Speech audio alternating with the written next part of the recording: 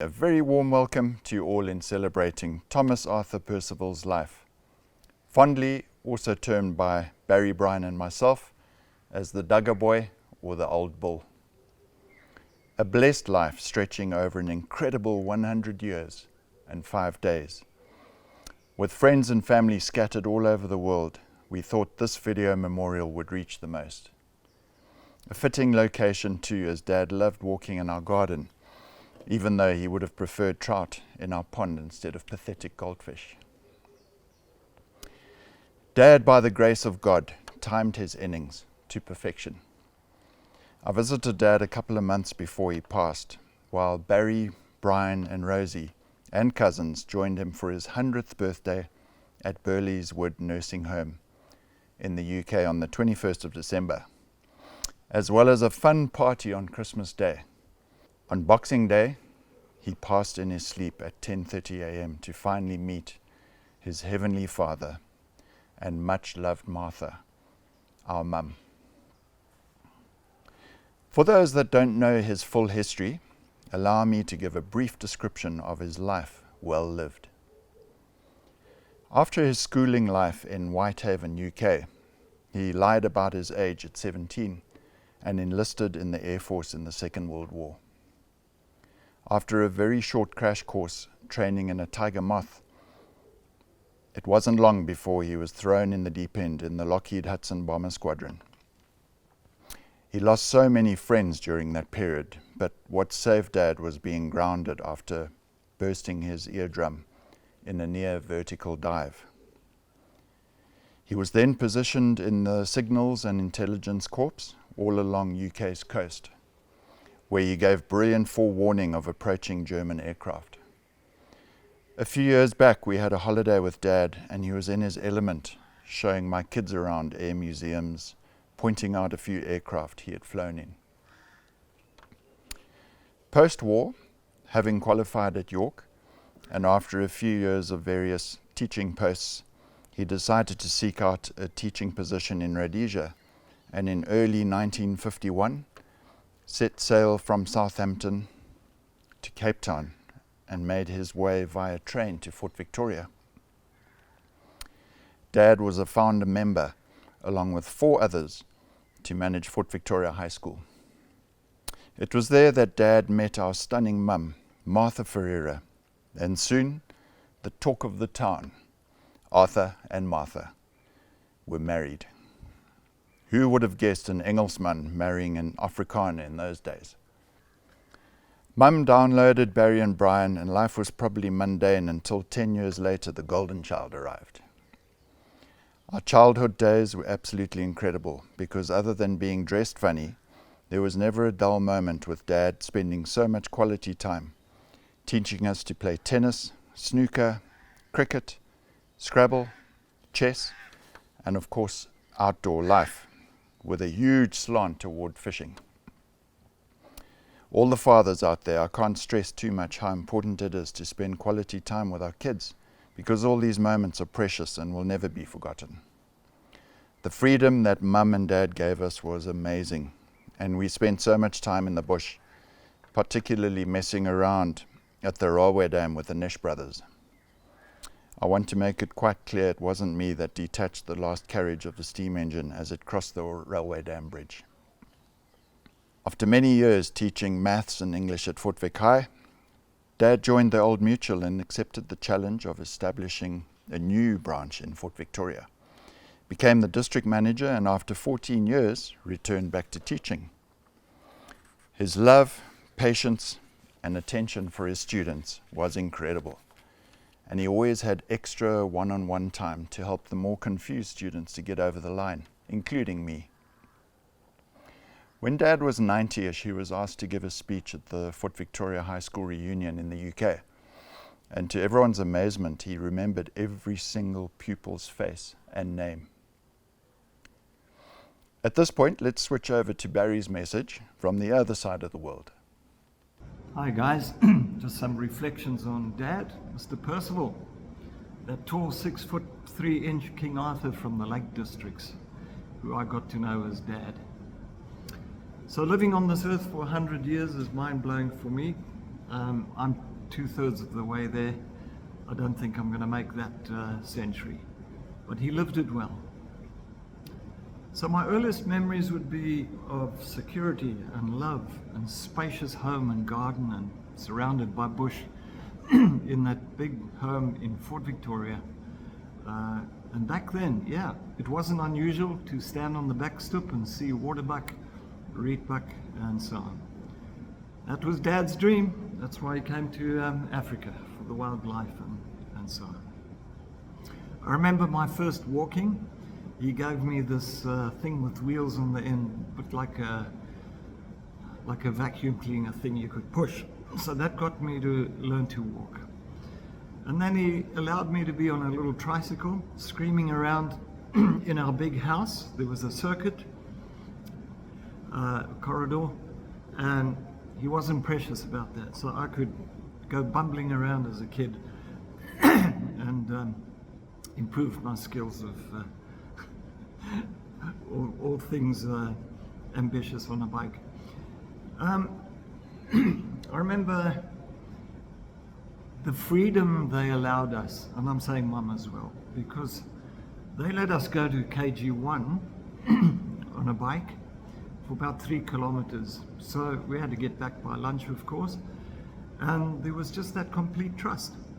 And yes, Brian and I, we had our bumps and scrapes and so on, but I enjoyed that about them, that we could have that freedom in our growing up.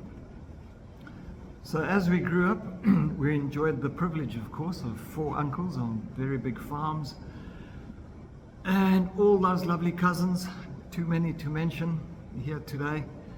And that was such a privilege. And Dad would drive us up and leave us to enjoy a nice long holiday with them if he didn't stay himself to enjoy the bush and the farm life.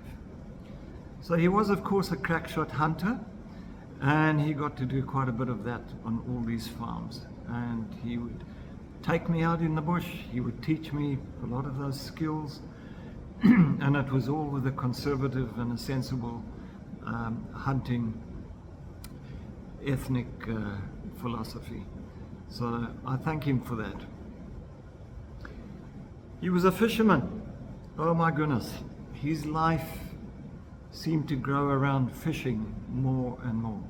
And holidays were planned and plotted around just that.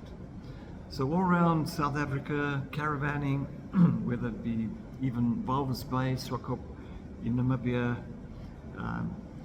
we would have these incredible fishing experiences, and of course coastal life for Mum, and swimming and beach and so on. And I just remember the Drakensberg. He was very willing to scamper right to the top with us boys. We got caught in a terrible storm.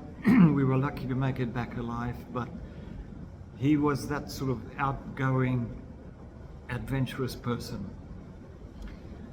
He encouraged our faith. He was always strong in letting us pursue our interests in attending youth camps. So we attended endless youth camps, and he would sponsor that, and we would go with his blessing. He was a good singer in the choir back in his time at the NG Kerk. Lovely dominees, great influences in his life and ours, of course. And there came a time when Mum was a little bit concerned that he probably wasn't getting as much as he should from the teachings, although his Afrikaans, his understanding of Afrikaans wasn't bad at all. So we made a skip to the Baptist church, a little Baptist church, where Reverend Wood, who later became the chaplain for the Air Force in the Rhodesian conflict, Bush War, he too had a wonderful influence on Dad. And a John Griggs, an American missionary, very good tennis player like Dad, and all that input into his Christian walk just grew and grew. Those guys moved on, and so did we and Dad, to the Christ Church, where Pastor Ben Pennington, it just got better. He was a great academic, wonderful preacher, wonderful friend, and I'm just indebted to him for the way he influenced our family in our walk as Christians, and for Dad. So that was great. So Dad carried the typical English gentleman demeanor, somewhat reserved, ever formal, loved his newspaper and reading, come home and read his paper. So not inclined to do the rough and tumble with the boys, mud fights or chase us up trees, that sort of thing. I think that was left for Mum. Mum was good at that. She could beat us in all of the sort of physical contests and the fun stuff. He couldn't swim.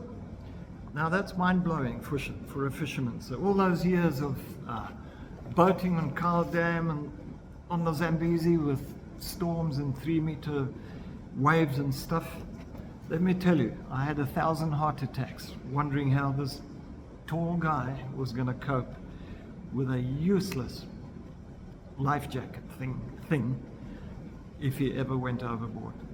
But he made it. He never learned to speak Afrikaans. I think he just couldn't get the, oh my gosh, he couldn't get that pirate, you know, the harry.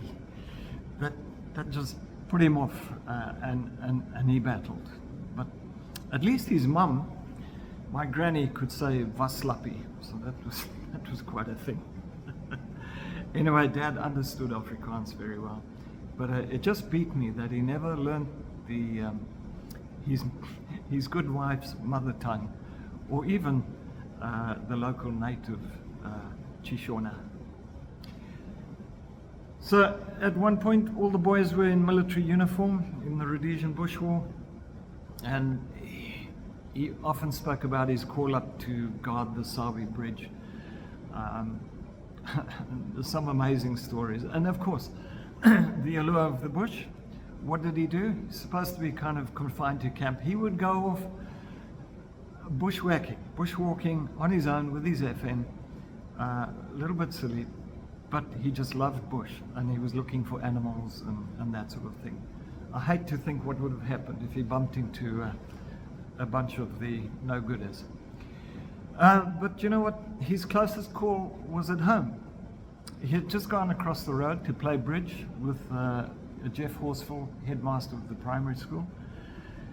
And at midnight, they packed it up. Dad walked back home just across the road. And it wasn't half an hour later, the house was rocketed, leveled, burnt to the floor. Our front windows were all blown in. I wasn't there.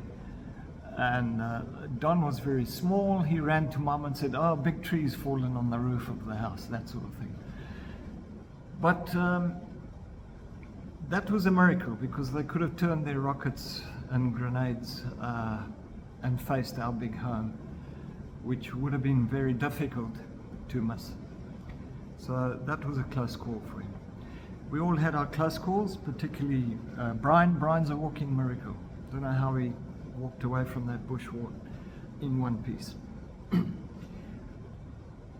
I don't want to be too long, but I really want to say Dad showed his true qualities when Mum sadly degraded with the motor neuron disease, and he was there for her right to the end. All the doctoring, all the nursing, extremely difficult time. And he just stuck it in, and he loved her right to the very end when she passed in early 2003. So, Dad, your example will never be forgotten.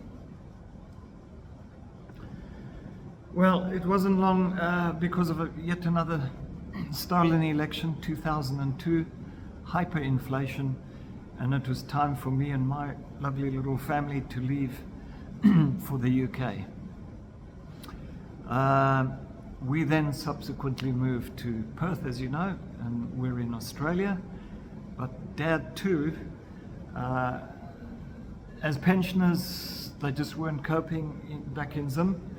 And I think it was 2009, he too had to return to his homeland in the UK, where they cared for him absolutely brilliantly. They've done such a good job of taking care of him there. So we had the privilege, of course, of coming out recently in December for his 100th birthday. That was on the 21st of December. He made it. He scored his century. He remembered us, and we had a great time.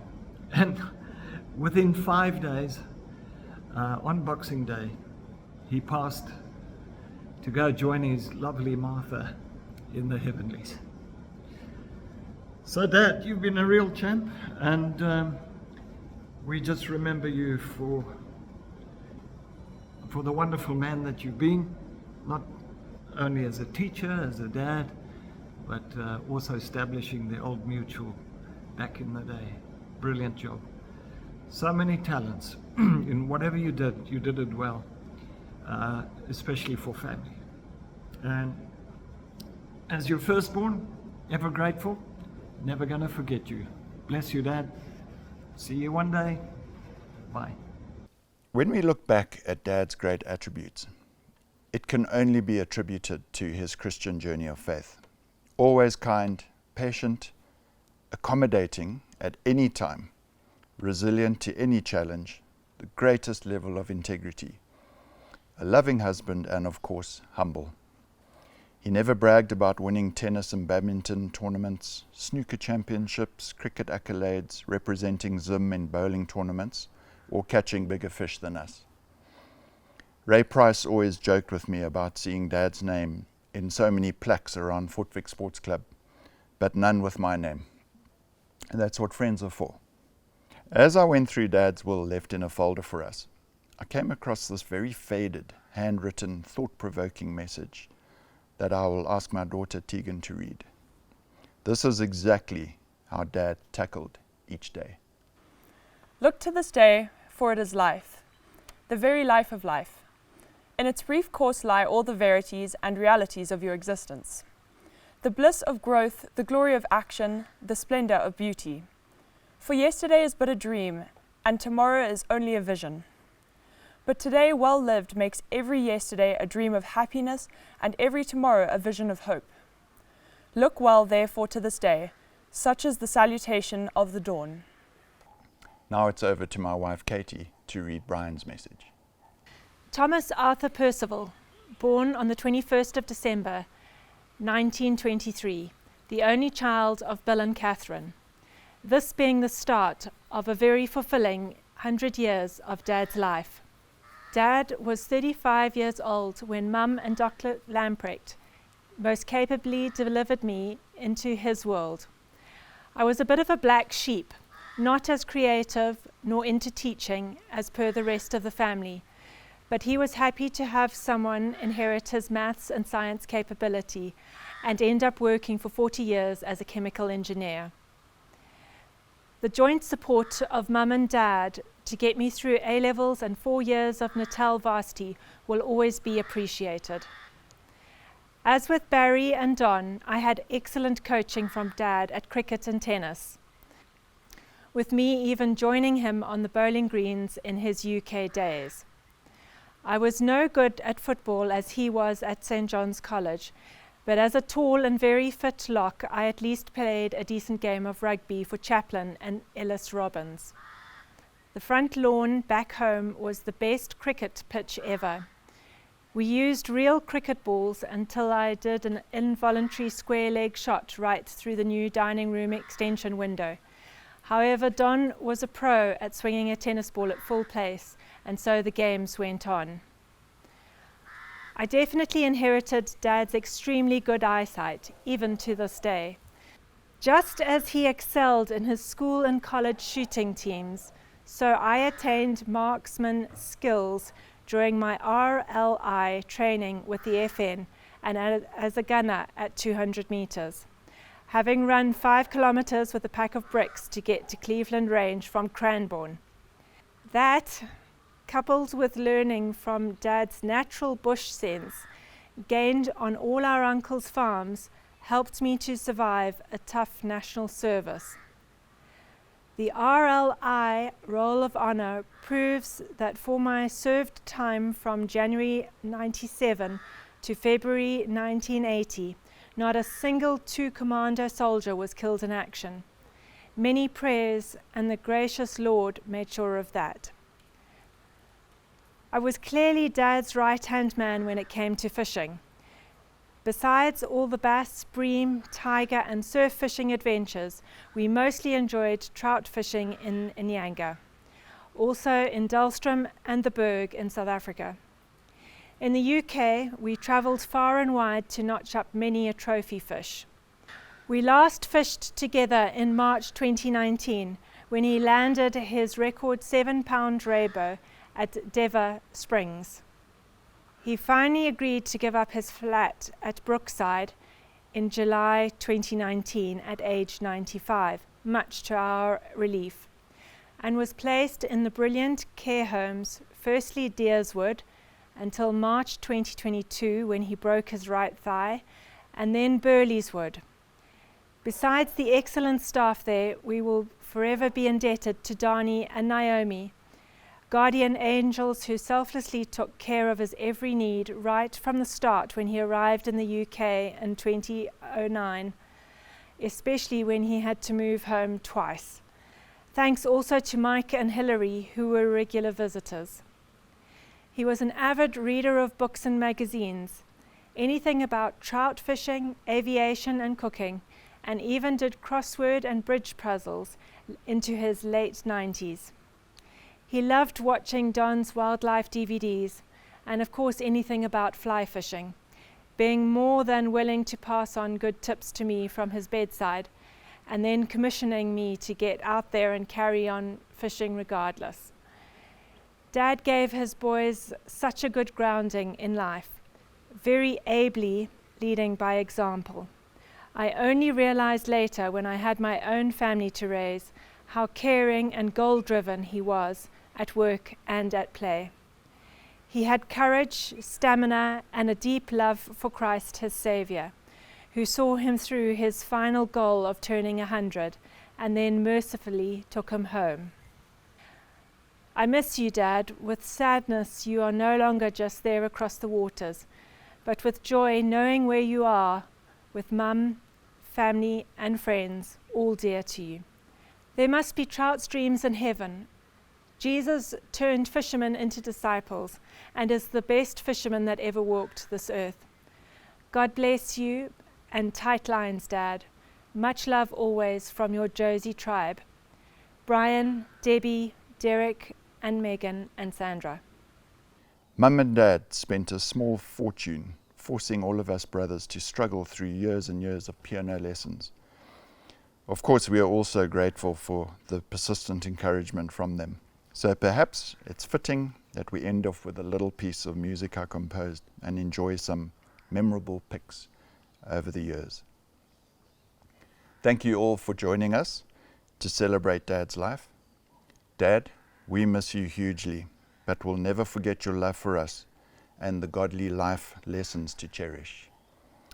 100 years well lived.